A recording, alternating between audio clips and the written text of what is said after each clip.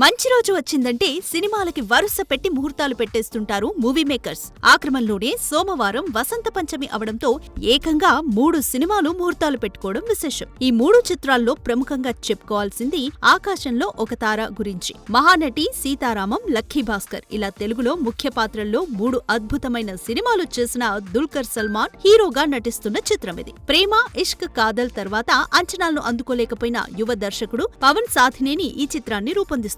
ఇక గత ఏడాది కా మూవీతో స్ట్రాంగ్ కంబ్యాక్ ఇచ్చిన కిరణ్ అబ్బవరం హీరోగా ఒక కొత్త చిత్రం మొదలైంది. దాని టైటిల్ కే ర్యాంప్ కావడం విశేషం. సోషల్ మీడియాలో బాగా పాపులర్ అయిన బూతు కలిసిన మాటను తన సినిమాకు టైటిల్ గా పెట్టుకుని సాహసం చేస్తున్నాడు కిరణ్. హాస్య మూవీస్ బ్యానర్ లో జైన్స్ నాని అనే కొత్త దర్శకుడు ఈ చిత్రాన్ని రూపొందించనున్నాడు. ఇక మెగా కోడలయ్యాక సినిమాలకు దూరంగా ఉన్న లావణ్య త్రిపాఠి రీ ఎంట్రీ ఇవ్వబోతున్న చిత్రం సతీ లీలావతి. వసంత పంచమి సందర్భంగా ఓపెనింగ్ జరుపుకున్న ఈ సినిమాలో మలయాళ నటుడు దేవు మోహన్ లావణ్యతో జత కట్టబోతున్నాడు.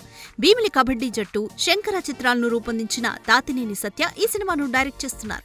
చూడాలి మరి అట్టహాసంగా ముహూర్తాలు పెట్టుకున్న ఈ 3 సినిమాల్లో ఏది జనాలను అలరిస్తుందో. For more videos like this, subscribe Big TV channel.